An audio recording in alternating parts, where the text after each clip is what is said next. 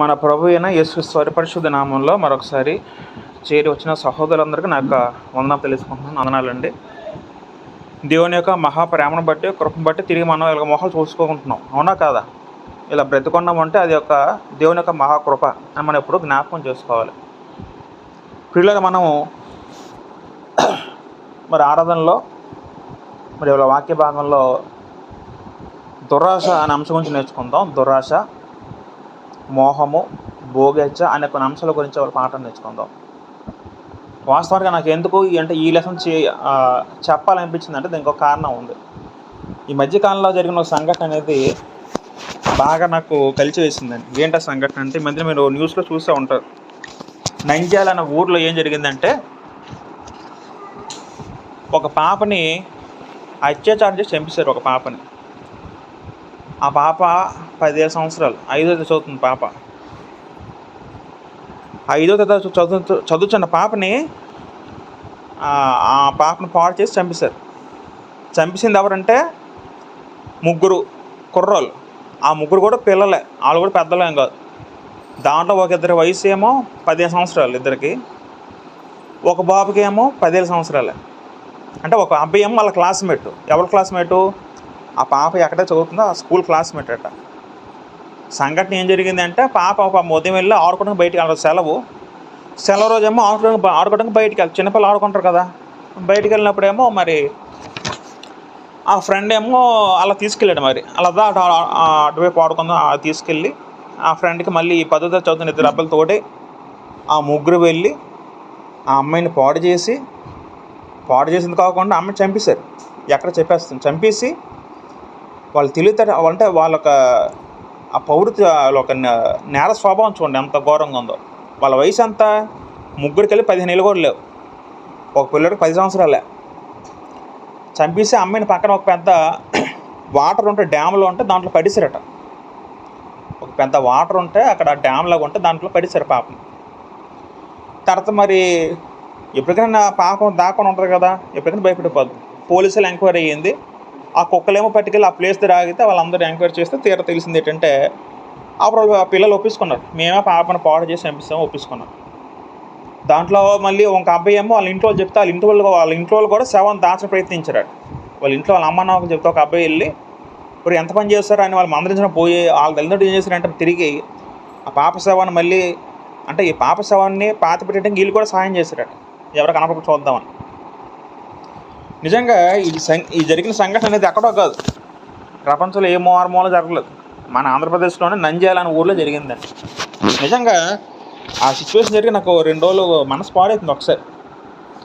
అసలు అంటే నేను ఎప్పుడు పుట్టిపరి ఇటువంటి ఎప్పుడు వినలేదు. మరి మీరు కూడా విని ఉంటారేమో ఇటువంటి సంఘటన. అంటే చిన్నప్పుడు మనం అత్యాచారం జరిగే సంఘటన మనకు చాలా చూస్తూ ఉంటాం, కానీ ఇంత చిన్నపిల్లల్లో అటువంటి స్వభావం ఏంటని ఇప్పుడు చాలా బాధ వేస్తుంది. మొన్న 10 రోజులు బట్టి ఇదే న్యూస్ మీరు చూస్తున్నారు, మీకు వినే ఉంటారేమో పేపర్లు అంటే టీవీలో ఇదే న్యూస్ అండి. ఆ పిల్లలు నిజంగా చాలా ఘోరమైన సంఘటన. అనవసరంగా ఒక నిండు ప్రాణం పోయింది, ఒక పాప ప్రాణం, అభోశుభం తెలియని పాపం. అటువంటి పాపని పాపము ఆ ముగ్గురు బలి తీసుకున్నారు. ఇప్పుడు ఈ సంఘటన చూసుకుంటే ఇప్పుడు దీంట్లో కారణం ఏంటి ఉంటుందండి. ఇప్పుడు ఆ పిల్లవాళ్ళలో ఇటువంటి పాపని చంపుదాం, ఇటువంటి ఇలా చేద్దాం ఆ కోరిక ఎలా పుట్టింది అంటారు పిల్లలకి? ఎక్కడి నుండి వచ్చింది ఆలోచన వాళ్ళకి? ఎక్కడి నుండి వచ్చింది ఉంటుంది మెయిన్ ఎలా తెలిసి ఉంటుందండి? దానికి ప్రధాన కారణం ఫోన్లోని ఈ సినిమాలు కానీ, పోర్న్ మూవీస్, బూత్ సినిమాలు ఉంటాయి. ఇటువంటి చూడడం వల్ల పిల్లలకి వాళ్ళ మనసు పాడైపోయి వాళ్ళు ఇటువంటి కోరికలు వస్తూ ఉంటాయి.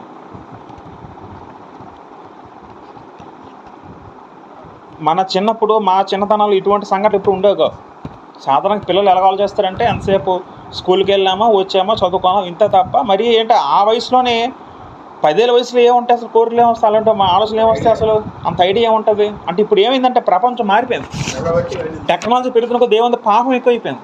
ప్రతి ఒక్క చేతులు ఫోన్లు వచ్చేస్తున్నాయి, ప్రతిదీ తెలిసిపోతుంది. 4 గవర్నమెంట్ జరిగే విషయాలన్నీ కూడా ఫోన్లోకి వచ్చేస్తున్నాయి. అటువంటి జరుగుతుంటే పిల్లల్లో మనసు ఏమైపోద్ది వాళ్ళకి? నిజంగా ఇప్పుడు అదే న్యూస్లో అదే అవుతుంది. ఇప్పుడు ఆ పిల్లలు చెడిపోవడం కారణం ప్రధానంగా ఫోన్లు అని అందరూ న్యూస్ ఎక్కువలో మొత్తం అదే రాస్తారు.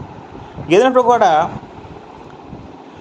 గ్రంథం బట్టి మనం ఇవాళ కొన్ని విషయాలు ఆలోచిద్దాం. దాన్నే గ్రంథంలో ఏమన్నారంటే దురాశ అన్నారండి. ఏమన్నారు? దురాశ.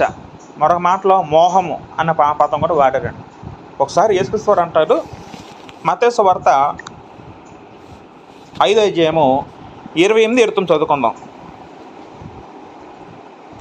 దేవుడు మరి ఇవాళ ఏ పాటలు మనం నేర్పుతున్నా ఆలోచిద్దాం. దురాశ గురించి దేవుడు ఏం నేర్పుతున్నాడు, దాన్ని బట్టి మన వల్లగా మనం మన జీవితంలో మార్చుకోవాలో ఆలోచిద్దాం. మత్తయి సువార్త 5:28 చదువుకుంటే, నేను మీతో చెప్పున్నదేమనగా, ఒక స్త్రీని మోహపు చూపుతో చూసేవాడు ప్రతివాడు అప్పటి తన హృదయమందు ఆమెతో వ్యభిచారం చేసిన వాడును. నీ కుడికన్ను నిన్ను అభ్యంతరపరిచినలా దానిని పెరికి నీ యొద్ద నుండి పారవేయము. నీ దేహమంతయు నరకములో పడవేయబడకుండా నీ అవయములలో ఒకటి నశించుట నీకు ప్రయోజనకరము కదా. యేసుతో చెప్పిన మంచి మాట ఏంటంటే, ఆయన పరిచర్య కాలంలో ఎవరైతే ఒక స్త్రీని మోహపు చూపుతో చూస్తాడో అప్పుడే తన హృదయం ముందు వ్యభిచారం చేసిన వాడు అవుతుందని యేసుక్రీస్తు చెప్పారు. వాస్తవానికి పాత నిబంధనలు అయితే, మోషే ధర్మశాస్త్ర ప్రకారం అయితే ఒక వ్యక్తి తన శరీరంతో పాపం చేస్తే అది వ్యభిచారం అవుద్ది. కానీ కొత్త నిబంధనలో యేసుక్రీస్తు చెప్పిన సిద్ధాంతం ఏంటంటే, ఎవరైతే ఒక పురుషుడు తన కళ్ళతోనే చూసినప్పుడే తన హృదయం ముందు ఏం చేసిన వాడు అవుతాడట? వ్యభిచారం చేసిన వాడు అవుతాడు. వ్యభిచారం అంటే అది పెద్ద పాపం.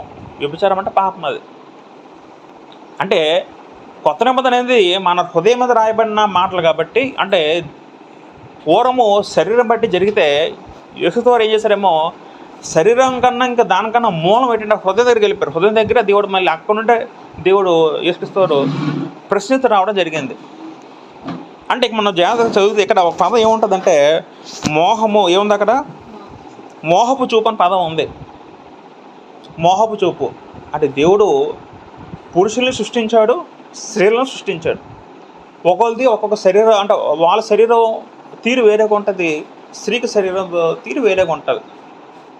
స్త్రీలింగం, పుల్లింగం. దేవుడు ఇరువు సృష్టించిన తర్వాత దేవుడు పెట్టిన చట్టం ఏంటంటే, ఒక పురుషుడు కానీ స్త్రీ కానీ పెళ్లి చేసుకున్న తర్వాత మాత్రం ఇద్దరు ఏకం అవ్వాలి, వారి తర్వాత సంసారం చేయాలి. అది దేవుడు పెట్టిన రూల్. పెళ్లి కాకముందు జరిగించిన పనులన్నీ కూడా అది చేయకూడదు, దాని జాగ్రత్తం అన్నారు. పెళ్ళైన తర్వాత మళ్ళీ వేరొక స్త్రీని చూస్తే అవి కూడా జరిగిన క్రియలు దాని వ్యభిచారం అన్నారు. అంటే జారత్వము వ్యభిచారం అనేది అది దేవుని చట్ట ప్రకారం అది దేవుడు అది శిక్షార్థమైన నేరం. అయితే ఈ మోహపు చూపు అనే పదంగా ఇంకా మనం ఆలోచించగలిగితే, దాన్ని మరికొన్ని వచనాలు చదువుకుంటే దాన్ని దురాశ అన్నారు. ఏమన్నారు? దురాశ. దురాశ అంటే అర్థం ఏంటి? ఆశ అంటే ఆశపడడం అంటే అర్థం ఏంటండి? ఆశపడడం అంటే కోరుకోవడం, ఆశపడడం. దురాశ అంటే అర్థం ఏంటి? దుర అంటే చెడ్డ, ఆశ అంటే కోరుకోవడం, అంటే చెడ్డ తలంపులు. మనం దాన్నే దుర అంటే అది చెడ్డ కోరిక అనొచ్చు. దురాశ అంటే చెడ్డ కోరిక. ఇప్పుడు ఈ పిల్లవాడు ఆ 3 పిల్లలు చంపేశారు. వాళ్ళ మనసులో ఏం పుట్టింది? దురాశ పుట్టింది. ఎవరి మీద దురాశ పుట్టింది? ఆ అమ్మాయిని మీద దురాశ పుట్టింది. అంటే మోహించాడు. ఆ అమ్మాయిని ఇచ్చేయాలని ఒక ఆలోచన పుట్టి ఏం చేశారు? దురాశ ఏం చేసింది? వాళ్ళిద్దరితో నరహత్య చేసేలా చేసింది. దురాశ ఏం చేసింది? పిల్లల్ని వాళ్ళ ముందు అమ్మాయిని వ్యభిచారం లాంటి పాడు చేసిన తర్వాత అమ్మాయిని నరహత్య చేసేలా చేసిందండి. దానికి అన్ని కారణం ఏంటండి? దురాశ. అర్థమవుతుందా? అంటే దాన్ని మోహపు బుద్ధి అన్నారు. అంటే మోహము, దురాశ, దానికి మూలం ఏంటంటే హృదయం. దానికి మూలం ఏంటి? హృదయం. యేసుక్రీస్తు వారు అంటారు మంచి మాట. మత్తయి సువార్త చదువుకుంటే, మత్తయి సువార్త 15వ అధ్యాయము, మత్తయి సువార్త 15:19 చదువుకుంటే అక్కడ యేసుక్రీస్తు వారు అంటారు, దురాలోచనలు, నరహత్యలు, వ్యభిచారములు, వేశ్యాగమనములు, దొంగతనములు, అబద్ధ సాక్ష్యములు, దేవదూషణలు హృదయంలో నుండియే వచ్చును అంటారండి. ఇప్పుడు ఇవన్నీ కోరికలు ఎక్కడ నుండి వస్తున్నాయి? మనిషికి హృదయం నుండి వస్తున్నాయి. ప్రతి మనిషిలో ఏముంటుంది? హృదయం ఉంటుంది. హృదయం అంటే గుండె కాదు, ఈ గుండె కాదు, ఇది భౌతిక గుండె. మనకు కనబడిన గుండె ఒకటి ఉంది, అది ఆత్మలో ఉంటుంది. దాన్నే హృదయం అన్నారు బైబిల్ అనుసరించి. అంటే ఇవన్నీ ఇప్పుడు చెప్పిన లిస్ట్ ఏం చెప్పారు యేసుక్రీస్తు? దురాలోచనలు, చెడ్డ ఆలోచనలు, నరహత్యలు, ఒక చంపాలని కోరికలు, వ్యభిచారం, ఒక స్త్రీని పాడు చేయాలని తలంపులు, వేశ్య గమనములు, అది కూడా ఇలాంటిది సంబంధించే, దొంగతనములు, దొంగతనం చేసే ఆశించే బుద్ధి, అబద్ధ సాక్ష్యం, అబద్ధాలు చెప్పే, ఇవన్నీ కూడా ఎక్కడ నుండి వస్తాయి? మనిషి హృదయంలో నుండి వస్తాయి. ఈ హృదయం ఎక్కడ ఉంది? మనలో, ఆత్మలో ఉంటాయి. అంటే ఒక పాపానికి మూలం ఎక్కడ నుండి వస్తుంది అంటే ఎక్కడ నుండి వస్తుంది? హృదయంలో నుండి వస్తుంది. అవునా కదా? యేసుక్రీస్తు మరొక మాటలు ఏమంటారంటే, మత్తయి సువార్త 6వ అధ్యాయము 22-23 చదువుకుంటే, మత్తయి సువార్త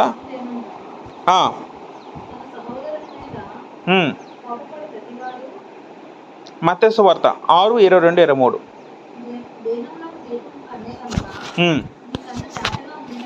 దేహమునకు దీపము కన్నే గనుక నీ కన్ను తేటగా ఉండిన ఎడల నీ దేహమంతి వెలుగుమయమై ఉండును. నీ కన్ను చెడినదైతే నీ దేహమంతి చీకటిమయమై ఉండును. నీలోనున్న వెలుగు చీకటి ఉండిన ఎడల ఆ చీకటి ఎంతో గొప్పది. ఈ హృదయం దేని కనెక్ట్ అయి ఉంది? ఈ కన్నుకు కనెక్ట్ అయి ఉంది. ఇప్పుడు మనం ఏదైనా చూసినా మాకు ఏమనిపిస్తుంది? అది కావాలని ఆశ కలుగుతుంది. అంటే ఆశ కలిగింది ఎక్కడ కలిగింది? కంటి ద్వారా, చూపు ద్వారా కలుగుతుంది. మీకు అర్థమవుతుందా? అంటే ఈ కంటికి హృదయానికి సంబంధం ఉంది. మనం ఏది చూస్తామో దాన్ని బట్టి మన హృదయం స్పందిస్తుంది. అవునా కదా? మరొక మాట యేసుక్రీస్తు ఏమంటారంటే, మత్తయి సువార్త 12:35 సజ్జనుడు తన మంచి ధననిధిలో నుండి సద్వేషణను తెచ్చును, దుర్జనుడు తన చెడ్డ ధననిధిలో నుండి దుర్వేషణను తెచ్చును. యేసుక్రీస్తు ఏమంటారంటే, ఇక్కడ ప్రతి ఒక్కరిలో హృదయం ఉంటుంది. హృదయం ఉంటుందా? అందరిలో హృదయం ఉంటుందండి. మనుషులందరిలో కూడా ఆత్మ ఉంటుంది. ఆత్మలో హృదయం ఉంటుంది. ఈ ఆత్మలో, ఈ హృదయంలో ఏముంటాయి? మంచివి చెడ్డ రెండు కలిపి ఉంటాయండి. మంచి ఉంటుంది, చెడ్డదే ఉంటుంది. అది మనం ఏం చేయాలి? మంచిదాన్ని ఏరుకొని బయటికి తేవాలి, చెడ్డదాన్ని బయటికి తేకూడదు. యేసుక్రీస్తు ఇక్కడ ఏమంటారంటే, మత్తయి సువార్త 12:30 ఏమంటారంటే, సజ్జనుడు తన మంచి ధననిధిలో నుండి సద్విషయంలో బయటికి తెచ్చును, దుర్జనుడు తన చెడ్డ దుర్విషయంలో బయటికి తెచ్చును. మంచివాడు ఏం చేస్తాడంటే తన హృదయంలో నుండి మంచివే ఏరుకుని బయటికి తెస్తాడట. అది నోటి ద్వారా కానీ, తన కళ్ళ ద్వారా కానీ ఏదో మంచిగా చేస్తాడట. చెడ్డవాడు ఏం చేస్తాడు? తనలో చెడ్డ గుణాలు బయటికి తెస్తాడు. అర్థమవుతుందా? మంచివాడు మంచి గుణాలు బయటికి తెస్తాడు. చెడ్డవాడు ఏం చేస్తాడు? చెడ్డ గుణాలు బయటికి తెస్తాడు. ఎక్కడ తెస్తాడు? హృదయంలో నుండి తెస్తాడు. అంటే అన్నిటికీ దురాశకు మూలం ఏంటి? హృదయం. ఇప్పుడు దురాశను ఎవడు కల్పిస్తాడంటే, దురాశను కల్పించేవాడు సాతాను. దురాశ కల్పించేవాడు ఎవడు? సాతాను. యోహాను సువార్త 8:40 చదువుకుందాం. యోహాను సువార్త 8:40 చదువుకుంటే అక్కడ యేసుక్రీస్తు వారు అంటారు, మీరు మీ తండ్రి యొక్క అపవాది సంబంధులు, మీ తండ్రి దురాశలు నెరవేరుకొచ్చుచున్నారు. ఆది నుండి వాడు నరహంతకుడే ఉండి సత్యము నిలిచిన వాడు కాడు, వాని ఎంత సత్యమే లేదు. వాడు అబద్ధము ఆడినప్పుడు తన స్వభావం అనుసరించి మాట్లాడను. వాడు అబద్ధికుడును అబద్ధమునకు జనకుడునే ఉన్నాడు. అపవాది అంటే ఎవరు? సాతాను. సాతాను వాడు ఏం చేస్తాడంటే మనిషిలో దురాశ కల్పిస్తాడు. దురాశ అంటే ఏంటి? కోరికలు, చెడ్డ కోరికలు మనసులో పెడతాడు. వాడు చేసింది ఏంటంటే ప్రతి హృదయంలోకి వెళ్ళిపోయి మన హృదయంలో ఒక దురాశ నాటుతాడు. ఎలాగా ఒక విత్తనం వేస్తాడు. ఇప్పుడు ఈ పిల్లలు తప్పు చేస్తారు. ఆ పిల్లల హృదయంలో ఏం చేస్తాడు సాతాను? ఒరే నువ్వు ఇళ్ళ పాపను పాడు చేయరా అన్నది ఒక విత్తనం వేస్తారు మనసులో. ఈ పిల్లలు ఏం చేస్తారు? ఆ విత్తనం దాన్ని మనసులో నాటాడు అనుకోండి, అది బయటకు వస్తే అప్పుడు ఏం చేస్తారు? వీడు మంచిది ఏం చేయాలి? తప్పు వాళ్ళు చేయకూడదు కదా, మన చిన్న అమ్మాయి తప్పు, అలా మన ఫ్రెండ్ కదా అని ఈ కొలిగా ఆలోచించాలి పిల్లడు. లేదా ఇంకో ఇద్దరు పిల్లలు ఇంకో బాగా ఆలోచించాలి, అమ్మ చిన్నపిల్లలు తప్పు, మా చెల్లిలాంటి ఆలోచించాలి. అలా ఆలోచిస్తే ఏమవుతుంది? తప్పు చేయడు. వీడు ఏం చేస్తాడు? మంచిదాన్ని చెడ్డదాన్ని తెచ్చిస్తాడు. చెడ్డదాన్ని బయట ఏమవుతుంది? పర్లేదు ఆమెను అనువిద్దాం, కోరిక తీర్చుకుందాం అని చెడ్డ తలంపులు వస్తాయి. అంటే దేనిగా మూలం ఏంటి? హృదయం మూలం. కాబట్టి సాతాను ఏం చేస్తారంటే ప్రతి హృదయంలో దురాశను పెడతారండి. దురాశ అంటే అర్థం ఏంటంటే చెడ్డ కోరిక, అది దేవునికి నచ్చని కోరిక. ఆ చెడ్డ కోరిక సాతాను ప్రతి హృదయంలో పెడతారండి. మనం ఏం చేయాలంటే, మంచివాడు ఏం చేస్తాడంటే చెడ్డదాన్ని తొలగించుకొని మంచిదాన్ని ఎరుకుని మంచిదాన్ని బయట తెస్తాడు. చెడ్డదాన్ని వాడు ఫాలో అవడు. అది మంచివాడు చేసిన ప్రక్రియ. కాబట్టి మనందరూ ఎల్లప్పుడూ ఏం చేయాలంటే హృదయాన్ని కాచుకొని ఉండాలి. హృదయం మూలం ఏంటంటే కన్ను. మనం ఏం చేయాలంటే ఇప్పుడు మొదటి యోహాను రాసిన పత్రిక 2:16 ఇక్కడ ఏముంటుందంటే అక్కడ 3 ఆశలు ఉంటాయట. మొదటి యోహాను పత్రిక 2:16లోని చదువుకుంటే, లోకంలో ఉన్నదంతయు శరీరాశ, నేత్రాశ, జీవపటము తండ్రి వల్ల పుట్టిన కావు, అది లోక సంబంధమైనవే. ఇక్కడ 3 రకాల ఆశలు ఉన్నాయంట. శరీరాశ ఉందట లోకంలో. శరీరాశ, నేత్రాశ అంటే కళ్ళుతో చూసే ఆశ, కళ్ళు చూసి ఆశపడడం.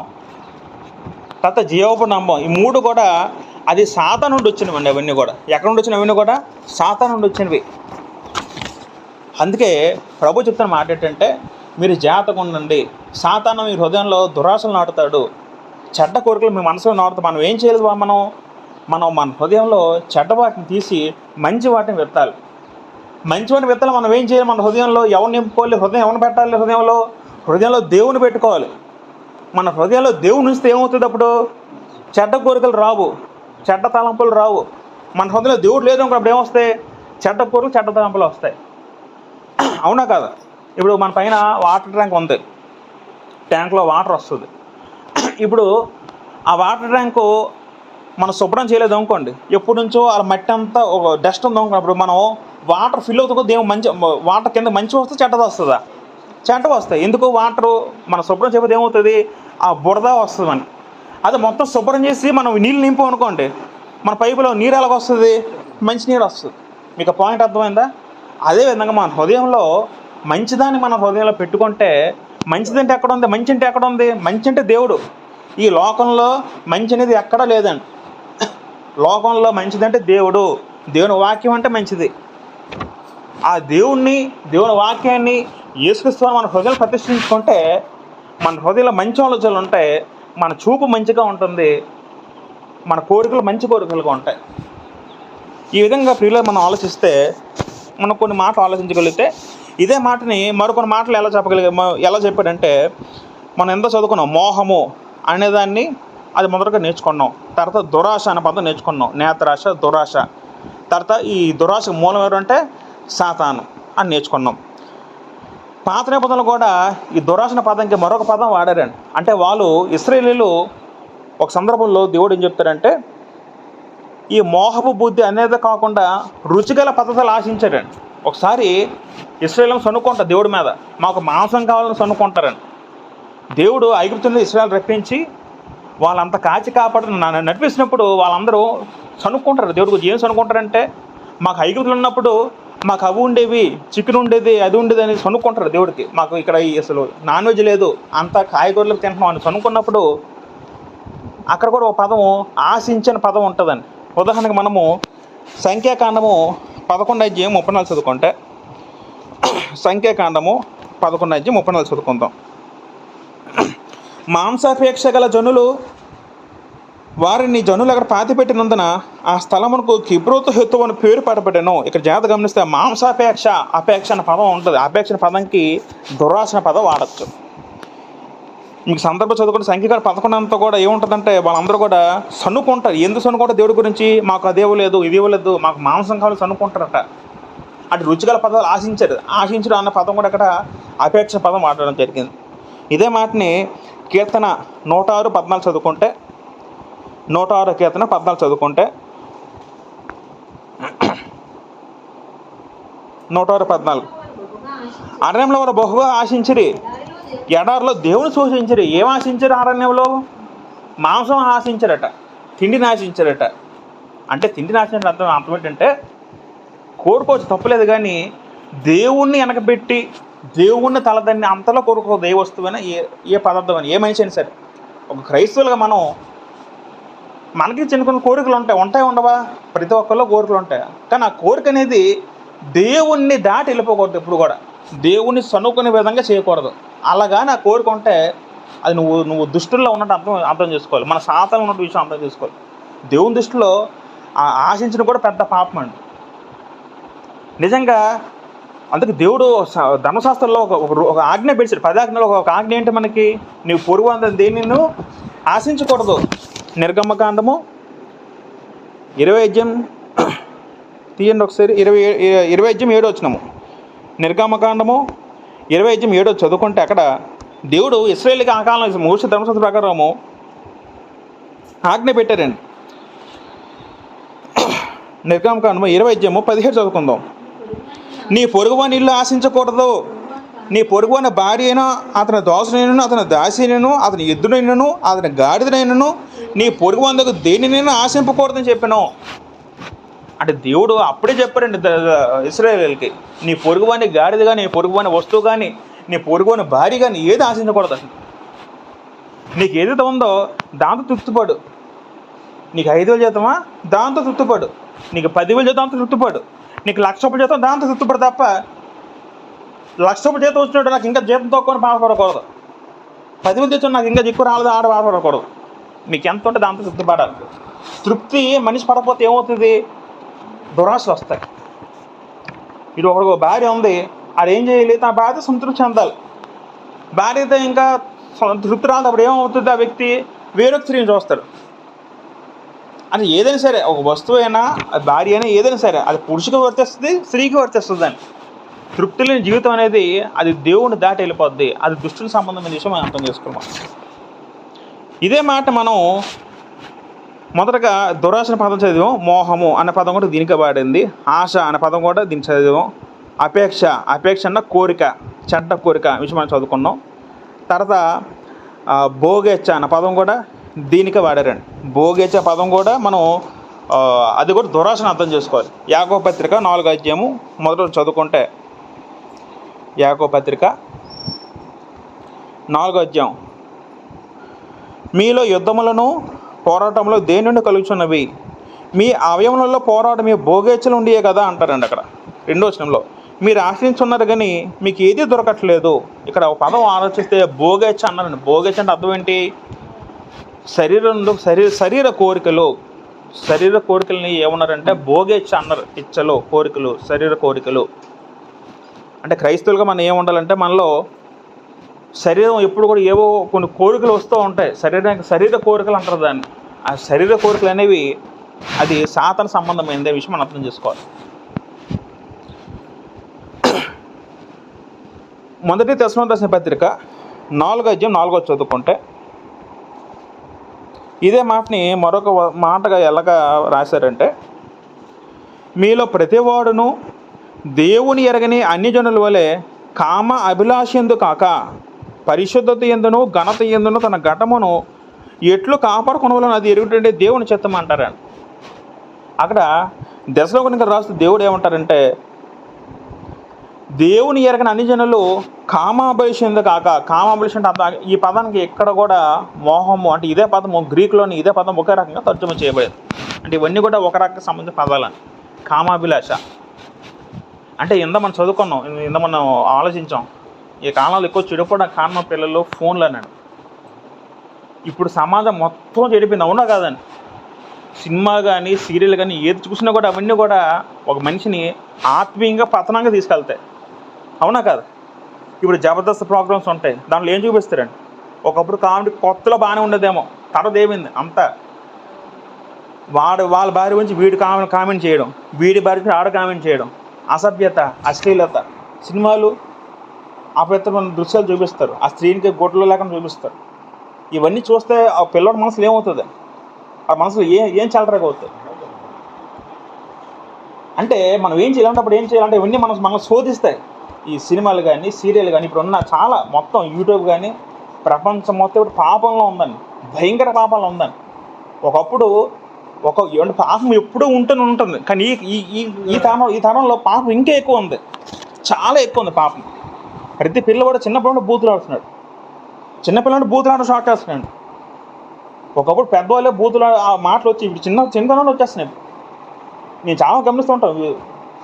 ఈ ప్లే గ్రౌండ్లో ఆడుతున్నప్పుడు కొంతమంది చిన్నపిల్లలు వయసు కూడా ఒక 7-8 ఏళ్ళు ఉంటాయి, అప్పటి నుంచి బూతులు స్టార్ట్ అయిపోతుంది నోటి నుండి. అప్పటి నుంచి చెడ్డ కోరికలు, ఈ బూత్ బొమ్మలు చూడడం, ఈ చెత్తవంతా చూడడం, లోకం అంతా పాపంతో నిండిపోయి ఉంది. అందుకే ఫోన్లు ఇప్పుడు ఎప్పుడైతే వచ్చాయో అది ఇంకా ఎక్కువైపోయిందండి. ఫోన్లు రావడం వల్ల చాలా ఎక్కువ, ఇంకా బాగా చెడిపోయారండి. ఆ పసిపిల్లడు ఒక పాపని చంపడం అంటే ఎంత ఇదండి అసలు. పాపని చంపడం అసలు వాళ్ళకి ఎంత భయం ఉండాలి అసలు వాళ్ళకి. మనకు చిన్నప్పుడు చెప్తున్నాను, ఇప్పుడు మన చిన్నతనంలో ఆ వయసు ఉన్నప్పుడు ఒక గట్టిగా కొడితే మన భయం వేస్తుంది. మన చుట్టూ మన స్నేహితుల్ని మనం గట్టిగా వస్తే రక్తం వచ్చిందో మనకు భయం వేస్తుంది. అమ్మ నాయన రక్తం వచ్చిందో అది చెప్పేస్తారేమో, టీచర్ చెప్పేస్తారేమో, వాళ్ళ అమ్మని చెప్తారో భయం ఉంటుంది మనకి. లేదా మనకు పశ్చాత్తాపం ఉంటుంది, అది తప్పు చేసిన ఫీలింగ్ ఉంటుంది. అలాంటి పిల్లలు ఇప్పుడు ఏకంగా మనిషిని కూడా చంపేటంత తీసుకెళ్ళేదంటే వాళ్ళున్న ప్రవృత్తి ఎంత భయంకరంగా ఉందని. దాని ప్రధాన కారణం ఫోనే, నిజంగా ఫోనే. లేదా ఆ వ్యక్తి ఎలా తెలిస్తే అలా పనులు చేయాలనే విషయాలన్నీ కూడా ఈ ఫోన్లు ఇవన్నీ చూస్తాడు. చూసిన అవన్నీ ఏమవుతాయి, అవన్నీ చెయ్యాలి అనే కోరిక పడుతుంది మనసులో, ఉన్నా కదా. వీళ్ళు కామ కోరికలు ఎక్కువ ఏమవుతాయి, అవన్నీ వేరే వాళ్ళని చూపిస్తారు. కాబట్టి దేవుడు చెప్తున్నాడంటే మీరు ఆ దురాశలు మీ హృదయంలో రాకుండా చూసుకోండి. హృదయానికి మూలమేంటి? కన్ను. మీ కన్ను జాగ్రత్తగా ఉంచుకోండి, మీ కళ్ళు జాగ్రత్తగా చూడండి, మంచివి చూడండి. మీ కళ్ళు జాగ్రత్తగా ఉంటే మీ హృదయం జాగ్రత్తగా ఉంటుంది, మీ హృదయం జాగ్రత్తగా ఉంటే మీ మనసు జాగ్రత్తగా ఉంటుంది, మీరు కరెక్ట్గా ఉంటారు. తర్వాత దేవుడు అంటారు, ఒకసారి ఎఫెసీ పత్రిక 2:3 చదువుకుందాం. ఎఫెసీ పత్రిక 2:3 చదువుకుంటే,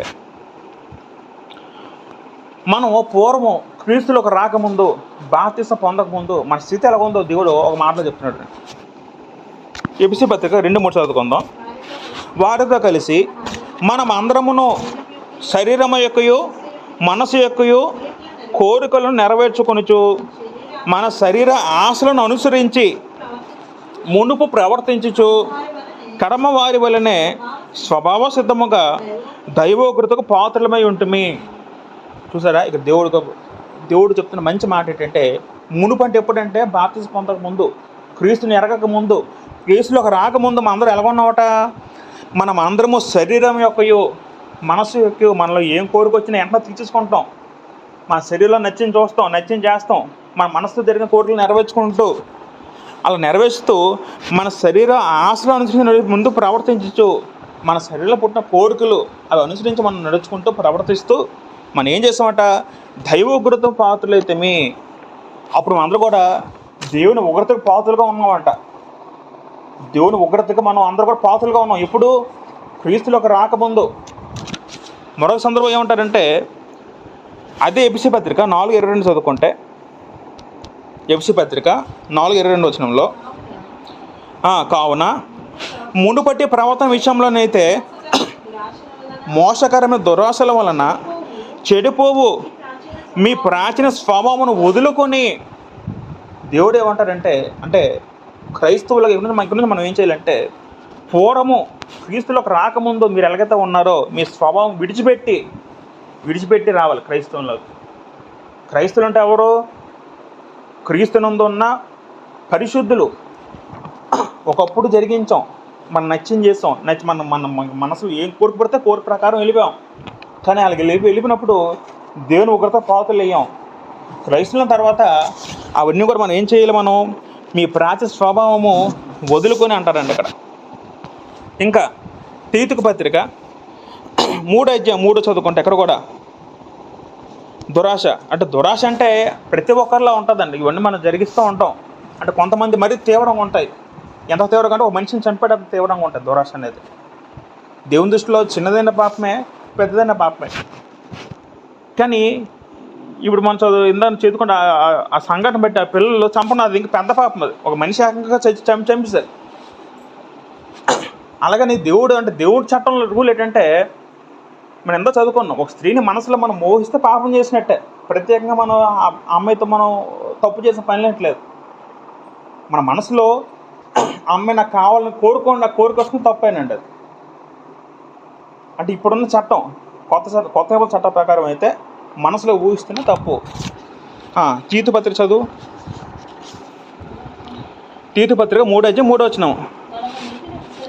ఎందుకనగా మనము కూడా మునుపు అంటే ముందు అవివేకులము, అవిధేయులము, మోసపోయిన వారము, నానావిధ దురాశ వలకును భోగములకు దోషలమై ఉండి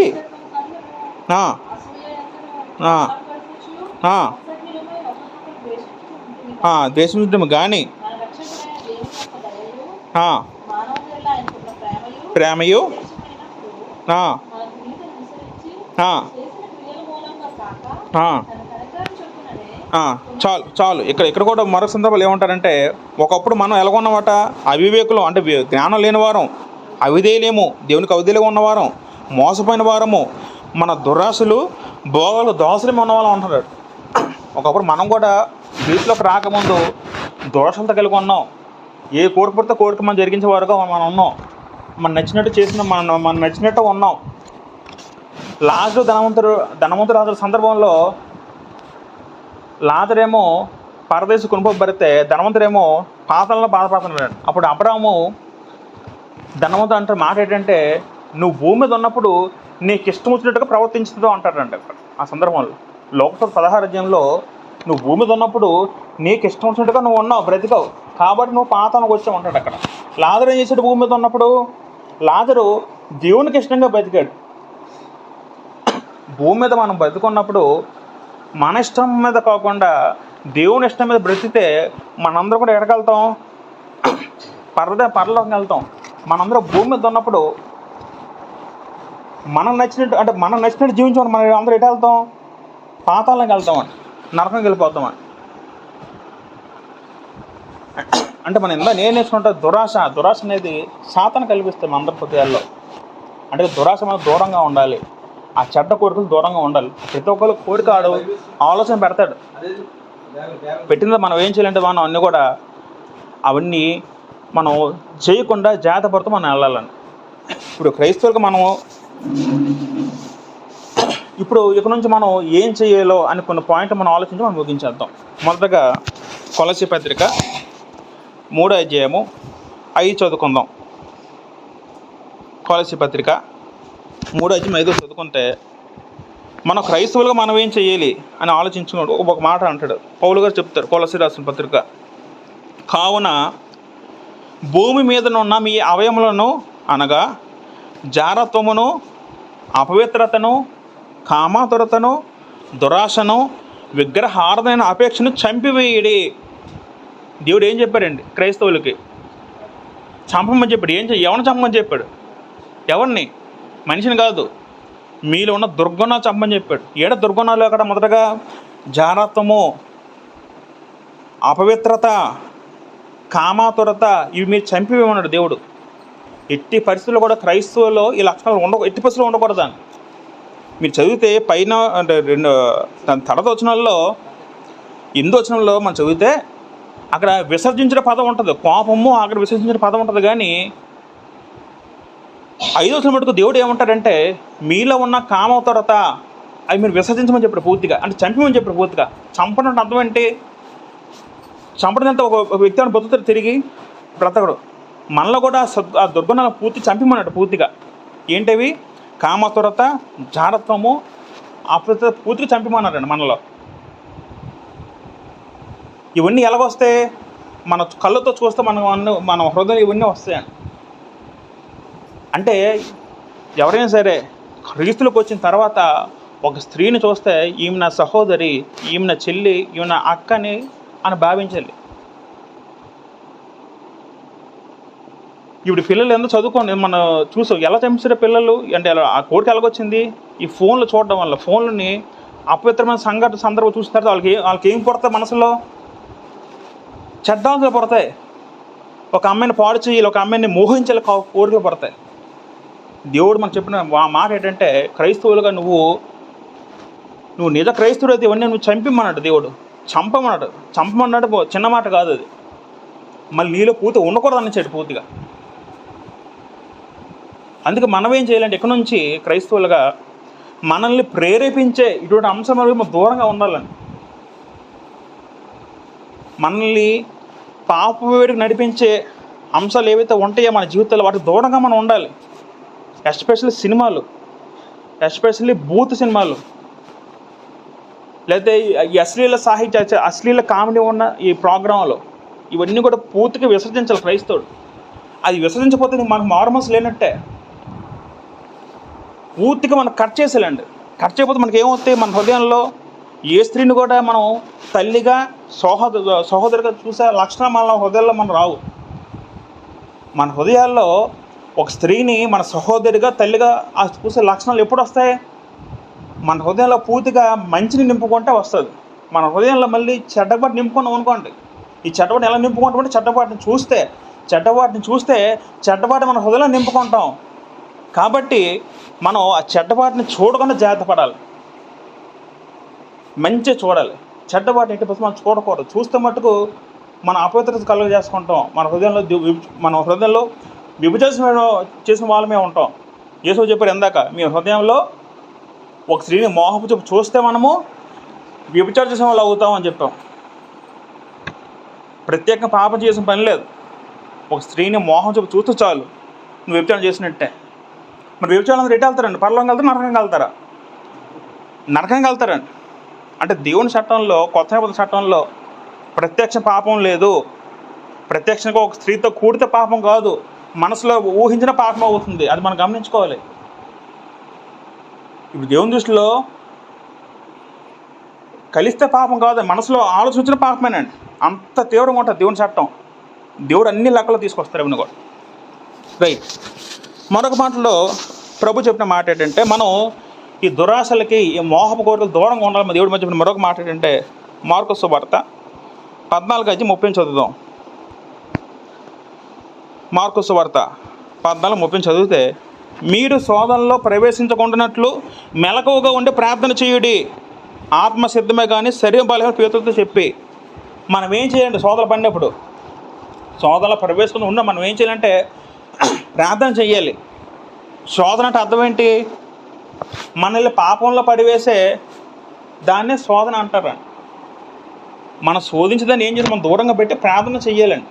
మెలకువగా ఉండాలి, ఎలర్ట్గా ఉండాలి. ఏదో చెడ్డ తలంపు వచ్చింది, చెడ్డ కోరిక మనసులో పుట్టి మనం ఏం చేయాలి? ప్రార్థన చేయాలి. ప్రభువా, నాలో చెడ్డ తలంపు వస్తుంది, చెడ్డ కోరిక వస్తుంది, ప్రభువా ఈ కోరికను విడుదల చేయి, ఈ చెడ్డ తలంపు మనసులో రానివ్వకు అని ప్రార్థన చేయాలి. ప్రార్థన చేసి ఏమవుతుంది? అప్పుడు ఆ చెడ్డతలం మనసులో రాకుండా ఉంటుందని మెలకువగా ప్రార్థన చేయాలి, ఎంతో శోధించబడకుండా.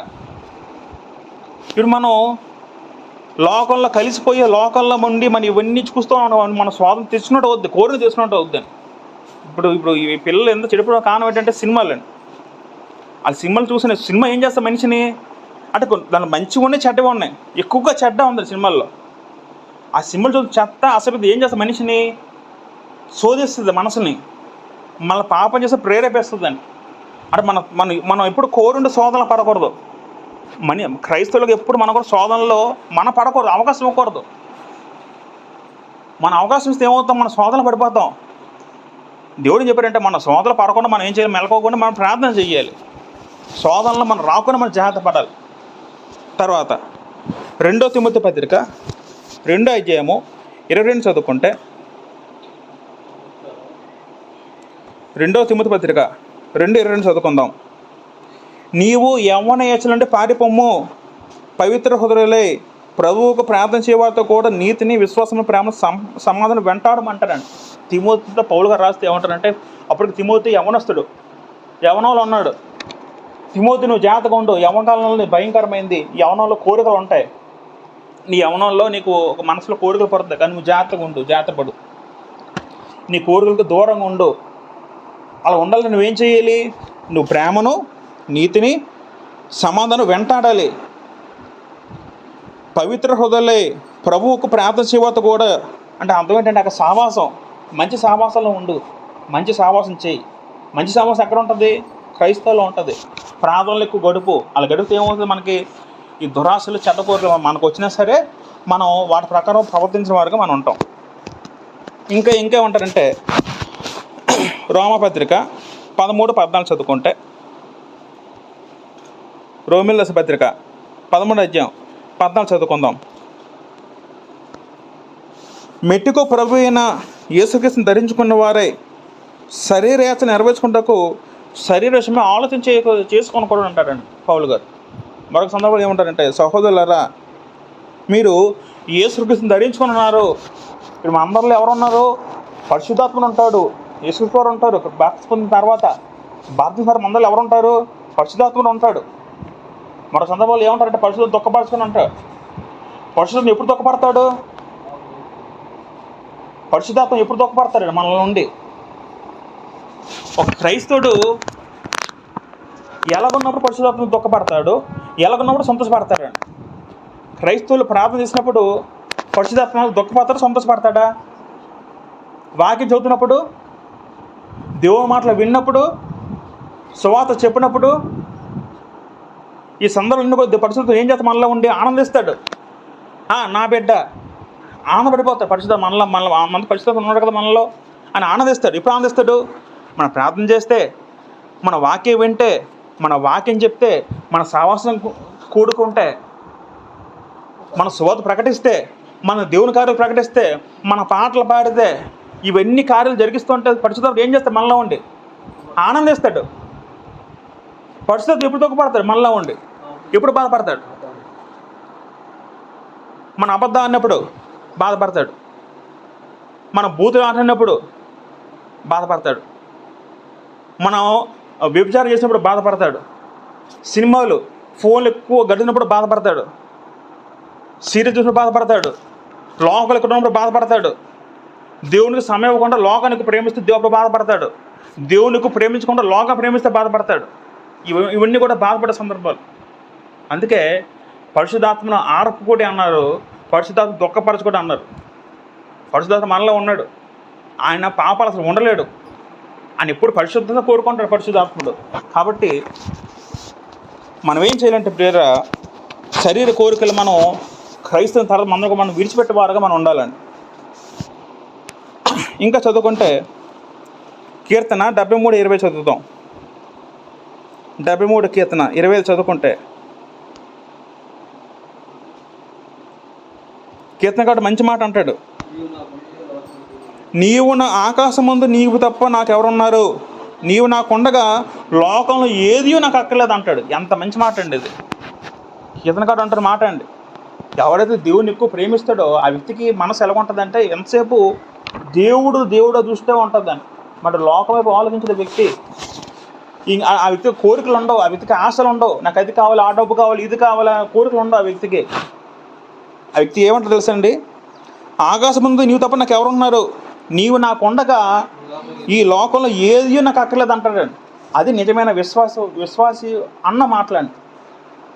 నిజమైన క్రైస్తవుడు, నిజమైన విశ్వాసుడు ఎలాగా మాట్లాడతాడంటే, లోకంలో నాకు ఏది వద్దు, నాకు నువ్వు ఉన్నావు అంటాడు దేవుడితో. దేవుడా నువ్వు నాకు ఉన్నావు చాలు, ఇంకేం వద్దు అంటాడు. అటువంటి విశ్వాసం మనం సంపాదించాలండి. ఎప్పుడు సంపాదిస్తాం? ఎప్పుడు మనకు అవన్నీ వస్తాయి? దేవుళ్ళు ఎక్కువ ఉంటే అవన్నీ లక్షణాలు మనకు అన్నీ వస్తాయండి. ఆఖరిగా మత్తయి సువార్త 22:37-30 ముగించేద్దాం. మత్తయి సువార్త 22:37-38. నీ పూర్ణ ఆత్మతోనూ నీ పూర్ణ మనస్సుతోనూ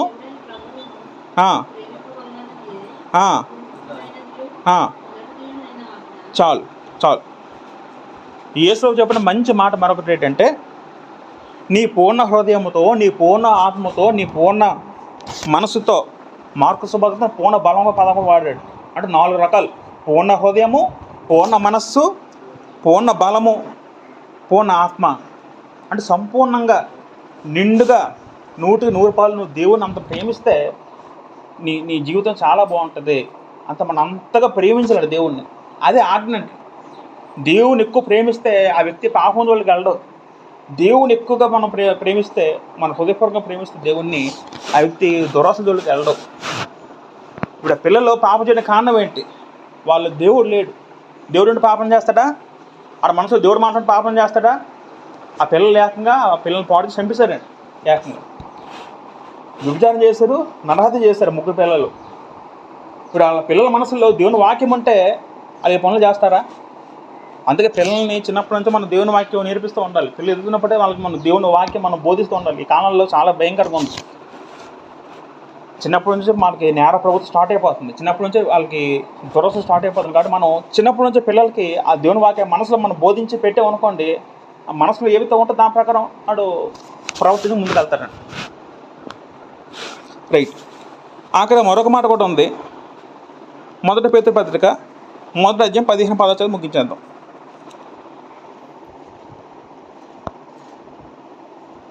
1 పేతురు పత్రిక 1వ అధ్యాయం 15-16. నేను పరిశుద్ధునే ఉన్నాను కనుక ఆ, కాగా మీరు ఆ, ఆ, ఆ. మిమ్మల్ని పిలిచిన పరిశుద్ధులైన ప్రకారము మీరును సమస్త ప్రవర్తన యందు పరిశుద్ధులే ఉండుడి. సమస్త ప్రవర్తన అంటే అర్థం ఏంటండి? అన్ని విషయాల్లో అన్ని విషయాల్లో అన్ని విషయాల్లో అన్ని విషయాల్లో పరిశుద్ధంగా ఉండండి. అన్ని విషయాలు అంటే అర్థం ఏంటి? మన ఉదయం లేచి మొదలుకొని సాయంకాలం పడుకునే వరకు మనం ఏం చేస్తున్నాం, మన జీవితం ఎలాగుంది, మన ప్రవర్తన ఎలాగుంది, జాగ్రత్తగా కాల్చుకోవాలి. ప్రతి విషయంలో దేవునికి అప్పచెప్పేటండి. ప్రతి విషయంలో సరే, ప్రతి విషయంలో దేవునికి అప్పచెప్పాలి. మన చూసే చూపు కానీ మనం వినేదానికి ప్రతి దాంట్లో కూడా దేవుని అధికారం ఉండాలండి అక్కడ. అంటే అంత లోతుగా మన దేవుని ప్రేమించి అంత లోతుగా మనం ఆలోచించాలండి. రైట్. అక్కడ పిల్లలు ఎంతవరకు ఏం ఆలోచించామంటే దురాశలు, మోహపు చూపు, శరీర కోరికలు, ఇచ్చలు, భోగేచ్చలు అనే పదం గ్రంథంలో చూసాం చాలా. అవన్నీ కూడా మునుపు మనం ప్రవర్తించాం, మునుపు చేసేవాం బాప్తిసం పొందక ముందు. క్రైస్తవుల తర్వాత మనం అవన్నీ కూడా విసర్జించాలి. అందులోనూ దేవుడు ఏం చెప్పారంటే కామాతురత, అపవిత్రత, జారత్వం అది పూర్తిగా చంపేవేమన్నాడు. చంపేయడం అంటే అది చిన్న మాట కాదు, పూర్తిగా అసలు ఎట్టి పద్ధతిలో అది క్రైస్తవులో ఉండకూడదండి. క్రైస్తవుల మొత్తం పూర్తిగా విసర్జించాలండి. అది చంపమన్నాడు పూర్తిగా దేవుడు. ఆ కిందన అంటే మన ఎంత చదువు కింద వచ్చిన కోపం విసర్జించమన్నాడు, కానీ ఈ జాగ్రత్త బుద్ధి చంపమన్నాడు అండి.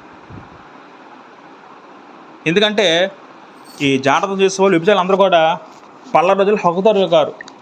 మొదటి 7 అధ్యాయాలు ఉంటుందండి. ఈ వ్యభిచారులు, జాగ్రత్త చేసే వాళ్ళందరూ కూడా దేవుని రాజ్యానికి హక్కుదారుడు కాదు. కాబట్టి పిల్లలు మనవన్నీ మనం మన హృదయంలో నింపుకుంటూ మన హృదయం మంచి వాటిని నింపుకుందాం. మన హృదయం మంచుకుంటే మన చూపు మంచిగా ఉంటుంది, మన నోటి మాట మంచిగా ఉంటుంది. హృదయంలో నిండిదని బట్టే మన నోరు మాట్లాడినట్ట, అవునా కదా? మన హృదయంలో ఏముంటే నోరు అలాగే మారుతుందట. యేసు చెప్పిన మంచి మాట. మన హృదయంలో ఏముంటే మన చూపు అలాగే చూస్తుందట. మన హృదయంలో క్రీస్తుని ప్రతిష్ఠించుకుంటే మన చూపు బాగా ఉంటుంది, మన మాట తీరు బాగా ఉంటుంది, మన ప్రవర్తన బాగా ఉంటుంది. కాబట్టి క్రైస్తవుల ఎప్పటి నుంచి మనం మంచి ప్రవర్తనతో మనం వెలుగుదాం. మనమే కాదు, ప్రపంచం అంతా కూడా. ప్రపంచంలో మంచి ఎక్కడా లేదండి, కేవలం దేవుని గ్రంథంలో మంచి ఉంది. దేవుడు మంచివాడు, యేసుక్రీస్తు మంచివాడు, వారు చెప్పిన మాట మంచిది. మాట అంటే పరిశుద్ధ గ్రంథం. ఇది మంచిది, మంచి మాట. లోకల్ మంచి ఎక్కడా లేదండి, టీవీలో లేదు, నెట్లో ఎక్కడా మంచి లేదండి. కేవలము దేవుని వాక్యంలో మాత్రం మంచి ఉంది. ఈ మంచితో మన హృదయం నింపుకుందాం. ఈ మంచితో మన హృదయం నింపుకుంటే మన జీవితం చాలా ఆశీర్వాదకరంగా ఉంటుంది. దేవుని వాక్యం మనకు హెల్ప్ చేస్తుంది. దేవుడి మాటలన్నీ దీవించి మన అందరి హృదయాలు ఫలింపజేయను కాక. ఆమేన్. అందరికీ వందనాలు.